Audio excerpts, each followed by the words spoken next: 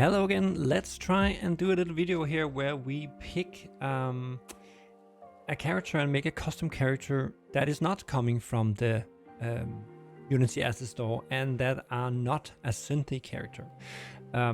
Let's try and find one here.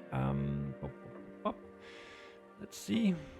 Let's try something I haven't tried before because some of these I have already included. What about this guy here? Use this character, let's see.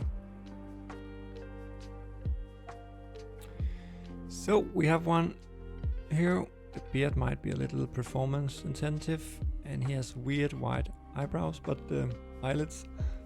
Okay, there it comes. That looks more normal. Let's try this one. So let's try and say we want this character in the game. So let's see what we can do. We download it and we want to have it in a FBX for Unity and we want just T-pose. And then we want to download it. So it's just gonna download.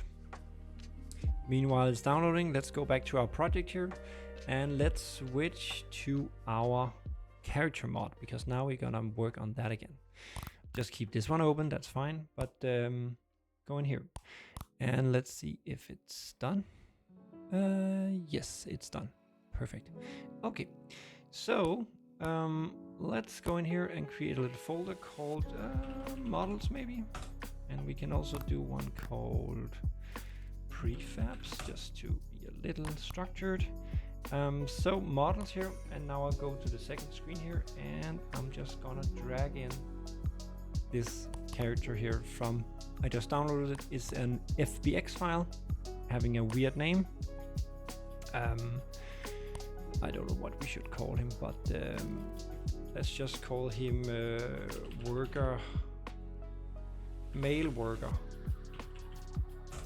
something like that. Let's call him that. And let's go up to the settings here because this is actually gonna be a little important. Yeah, really we can remove lights and cameras. It doesn't really matter. Rigging is important because the rigged animation type needs to be humanoid because else it cannot be animated in the game.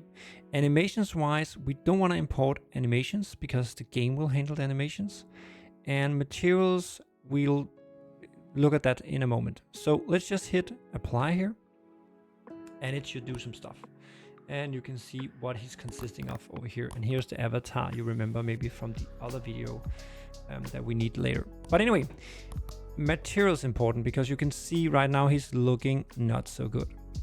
So I think we can extract textures and we just extract it next to him. So maybe we should put him in his own folder because now he will have textures here, and extract materials, same thing. And it's also already assigned here, so that is perfect. And you can also see now that he's here. You can also see, if you look closely, that he is very, very shiny. And let's put him in here because I can't have all this stuff here. So let's call him male worker, and then let's move. And by the way, there's also some stuff here. It's complaining about something. Texture must be marked as a normal map, blah blah blah. Yeah, fixed now. Let's see what happens. And let's just drag it in here. So we have in models, we have a folder for this male worker. And let's take a look at him. Okay, it's a little better now. He was too shiny before, but he's still a bit shiny. If this is what you want, that's fine. But if you want to change it, you need to go to the materials. And you can then change the metallic and the smoothness. So if I drag this over here, we go back to the worker, you can see that he's not so shiny anymore. His beard is still shiny, but we can fix that with the hair one and then also take this all the way down. I like this non-shiny thing, but yeah, but if you really want it shiny, you can also see it here actually that it's like crazy much, and you can also do metallic and then he will be looking all weird like a robot or something like that. But anyway, let's do like this. I like this look. So we have our model now. He is all ready to go. Except we need a prefab of him. So what we can do is that we can, this is our model. You can see it's the FBX file down here. So we want to create a prefab of him. So we just drag him up here, and then we can call him _prefab. This is just a copy of him up here. It's not prefab. So we drag him into the hierarchy up here, and then we go to this folder here, or the prefabs folder, and then we actually drag this one down here, and now we have a prefab of this guy. I think maybe it's yeah, okay. Actually, this is a prefab. We could actually just use that one. I just thought there was some problems with that some other times, but anyway, let's try it and see if it works. Forget about that. This one was, whoops, this one was already a prefab, apparently. No, it's not. See? It's not a prefab. This is a model. Let's do this. We do it like this. I don't care. Let's do it like this. Boom. We do it again. Prefab. Boom. Here is a prefab. Boom. And all looks fine. Perfect. And we can also open this if we want to edit him. We can see all of this. So all good. I'm a little in doubt if he is turning the right way, but let's see. Good. So in our character here, we can we can do a new one. We can say create Fireworks Mania definitions, character definitions, allow mania, male or worker. Let's call him that.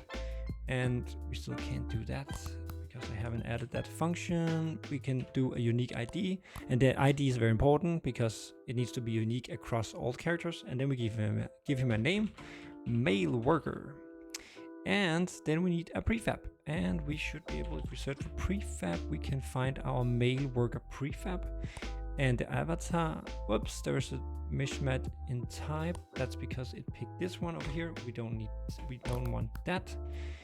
I don't know if you saw that was actually very important. I don't know why I went over it so fast, but it says mismatch of type over here. And that was because we picked the wrong one. And what is going on? Wait a second. Why is this not working? It should be working. Okay. Is it because... Why couldn't I find that when I was searching for prefab? What? Worker? Okay, it's here. Maybe it was my search that was wrong, but this is the one we want. And you can see now it's actually showing up correctly here. So now we need the avatar, and it needs to be the avatar inside the model. So it needs to be this one, and you can see it's called male worker avatar. So we can go back to our definition here, and we can pick the male worker avatar. So there is so it's matching. And we also go in here and we generate a little preview of a character. So we also have that. And we pick this one. Boom. And then we build our mod. So now it's all set up. You can see all the fields are filled out. There's no errors, and it doesn't say anything about mismatch or anything. So let's go in again and see if we can run around with our worker. We still have these crazy reverb zones, but anyway, let's go to avatar. And there we have our male worker. Oh yes, and you can see his idol standing there. Nice little worker guy. Here you see the problem again with the camera, but we fixed that. Here it's very clear that we are actually seeing the inside of his head. From outside it looks fine. He is running around. Maybe a little weird in his animations, but you cannot do some stuff in the avatar, but that's more advanced and I'm not 100% sure how it works, but you can adjust something in the avatar to decide how much each bone should be affected by stuff and all that. But anyway, so it's actually working pretty fine except for the inside of the head, but we know how to fix that if you have watched the other video at least. So let's open up our prefab here and let's find the the head bone here. And let's do this. So here we have the neck and we have the head. So on the head, let's add a Fireworks Mania part character camera position prefab. So it's a child of the head. It's very important because it needs to move together with the head, because else it's not moving correctly. So it needs to follow the head. So let's do a little here. Again, it's nicest to do from the side because then we can easily see where we are. On the front, it's right between the eyes. Everything is fine. You can zoom in a bit. You don't want to be all the way in because it's actually on his nose if you were looking like here. So it needs to be kind of out here. I think it would be fine. Because this is also the camera point of view. So when you are looking at people and looking, maybe there's a smaller character and you are larger, or the other way around, you're actually looking up and down at each other. And that is this position that the other player's camera is at. So this should be fine. Let's save that and let's build that mod. Starter map, I don't know what to change that, but let's just save it. And let's try him in our custom map and then in one of the built-in maps just for the fun of it.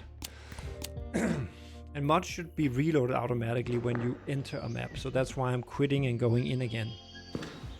So now you can see we're not seeing the inside of his head. Okay, we are seeing it a little when he's jumping here. I don't know how to fix that right now, but maybe I'm gonna fix it in the future. I don't know. As long as you place this camera thing, I think I should be able to maybe make it better in the future. But at least it's better now than it was before. And now we have our little construction worker running around just to show that it also works in the normal one here. So here he is. Turn on the lights. Pretty detailed model actually. So he can run around here, he can spawn stuff.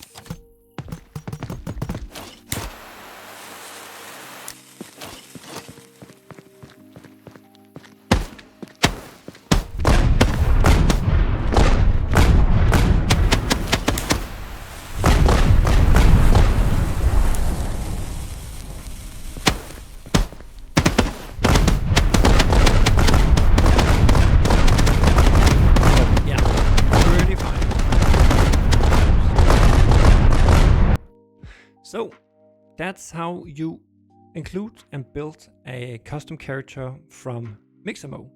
And it's the same process basically for all of them. You need to import it, you need to be rigged as a humanoid, you need to extract the material so it looks correct. And then you need to set up the definition here with all these different things, and the avatar needs to match the avatar of that model that you imported. So it's actually pretty easy. And now with the preview thing, you can also easily generate an icon. You can also create your own, but this is at least a quick way to get started. So that was custom character from Mixamo.